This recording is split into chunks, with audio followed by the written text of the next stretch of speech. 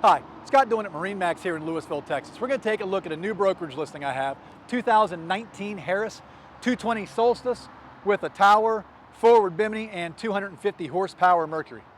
All right, so 220 Solstice, freshwater only boat, single owner boat also. We sold it when it was new. Boat was kept here, here locally. The boat is listed without a trailer, just so you know. Options include full lighting package, so speakers, cup holders, under seat, under the rub rail, underwater, and tower up top, as well as JL audio system with a subwoofer and amplifier. 5-inch SIMRAD built into the dash, so chart plotter, downscan sonar, fish finder, all of your engine diagnostics also get run through there.